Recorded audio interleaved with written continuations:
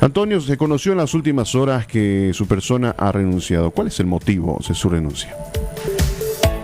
Especialmente diferencias ideológicas.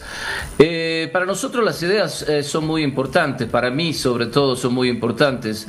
Como ustedes saben, yo soy profesor de economía, soy académico y mi incursión en la política tenía un solo objetivo: mostrar las ideas, llevar las ideas de la libertad adelante, el liberalismo, el capitalismo, el respeto a la propiedad privada, el achicamiento del Estado. Ese era el objetivo.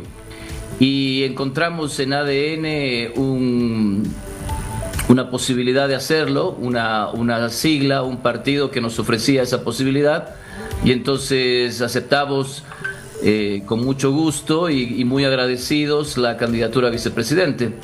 Lo que pasó fue que ellos invitaron a Pavel Aracena como candidato a la presidencia, y entre Pavel y nosotros había discordancias de pensamiento, de ideología, de estrategia, y entonces decidimos que era mejor cortar por lo sano. Les deseo mucha suerte a Pavel, que me parece una buena persona, y le deseo mucha suerte a ADN, y estoy agradecido por la invitación, pero nosotros no compartimos las ideas que se iban a proponer, somos muy estrictos en lo que nosotros pensamos. Así que decidimos renunciar por ese motivo. En lo central, ¿qué idea no compartió? ¿Alguna en específico mencionó de que no comparten esa idea? Pues muchas. Por ejemplo, nosotros pensamos que es necesario achicar el tamaño del Estado. Tenemos 600.000 empleados públicos y tenemos que rebajar eso a 550 al principio, después 500, después 450, después 400 y así sucesivamente. Y claro, eso yo siempre me peleé, por ejemplo, con Samuel Doria Medina, porque Samuel Doria Medina me decía: pero Antonio, eso es un crimen, vas a dejar a la gente en la calle. Y decía: no señor, el crimen es que yo le pago con mis impuestos, yo le pago el salario a esa gente.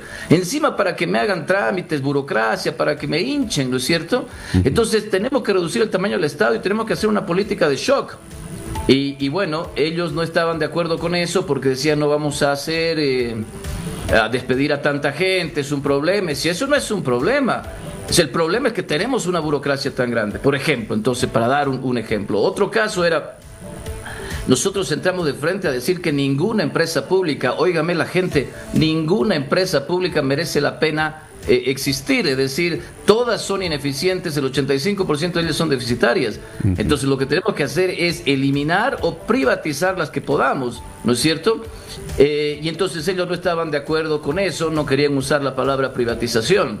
Otro ejemplo: nosotros pensamos que la educación y la salud pública son un desastre y siempre lo han sido. Entonces para nosotros es una esquizofrenia que los políticos sigan planteando que la salud y la educación tengan que ser públicas, y que nunca han funcionado y no van a funcionar. Y tienes de rehenes a los estudiantes y tienes de rehenes a los pacientes. Entonces nosotros planteamos la privatización de la educación y la privatización de la salud con vouchers. Entonces ellos decían: no, por favor, no se puede decir privatización de la salud, privatización de la educación, porque eso ahuyenta a los votantes. Y a nosotros no nos interesa si ahuyenta a los votantes, ¿me explico? Es decir, nosotros queremos poner las ideas que nosotros pensamos son las necesarias, y el que guste de esas ideas pues votará, el que no guste no votará. Entonces no jugábamos el juego político de atraer votos, ¿no es cierto? Te doy un ejemplo más y puedo seguir toda la mañana. Por ejemplo, nosotros decíamos que hay que eliminar el salario mínimo y todas las regulaciones en el mercado laboral, porque eso genera empleo. Las protecciones, entre comillas, al trabajador solo generan desempleo.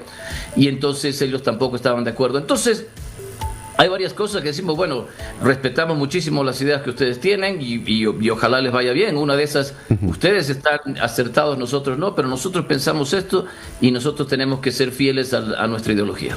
Antonio, se habla mucho de que usted con Jaime Dum, por ejemplo, son dos liberales muy importantes en la sociedad y que están fuera de esta contienda. Serían prácticamente los dos únicos liberales que ya no participarían. Así lo ven muchísimos analistas. ¿Cómo lo ve usted? Pues sí, es una pena. Lo intentamos, llevar las ideas liberales a las elecciones, y puede que nos hayamos quedado sin candidatos, ¿no? Porque dices bien que Jaime Dum está inhabilitado y yo renuncio.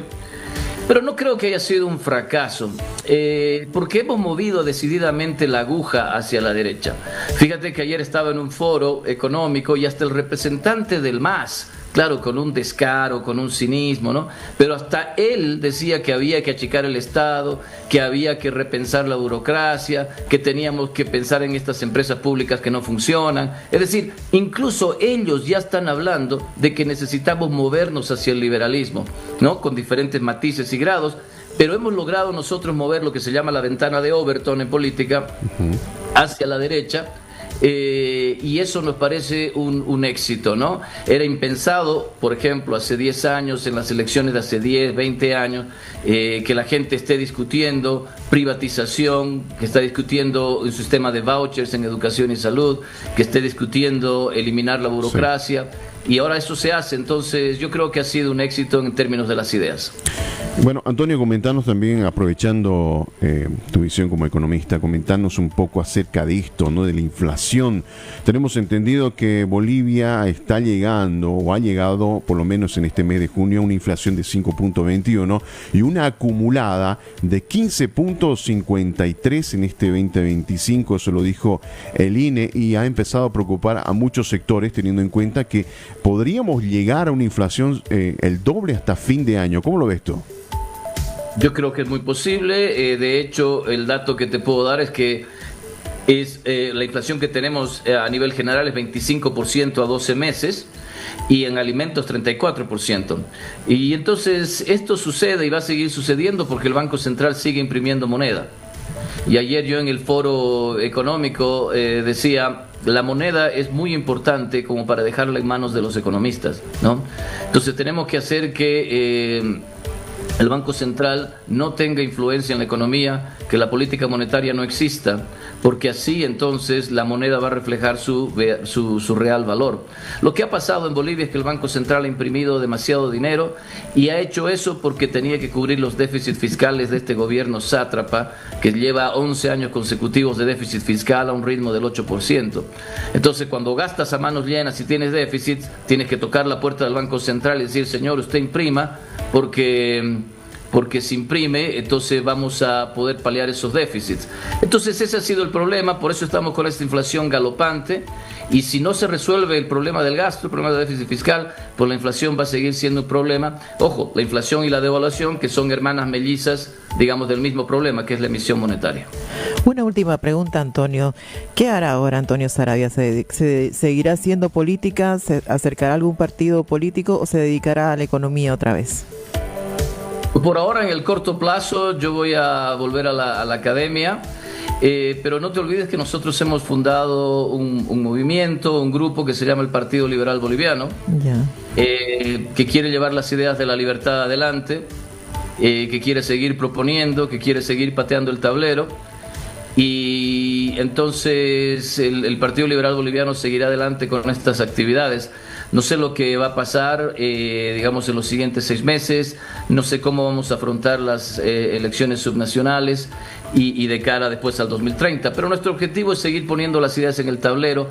Por eso nos parecía importante renunciar a esta candidatura. Porque si no vamos a poner las ideas en las que nosotros creemos, entonces, ¿qué sentido tiene estar en política, no? Nosotros nunca vamos a ser de esa gente que dice, yo voy a decir lo que la gente quiere oír.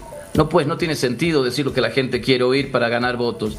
Lo que tiene sentido es decir lo que uno cree, lo que uno está convencido, nuestras convicciones, nuestros principios, de qué es lo que se debe hacer con la economía. Y eso lo vamos a seguir haciendo. Le agradezco mucho a ADN por la invitación. No funcionó en esta oportunidad.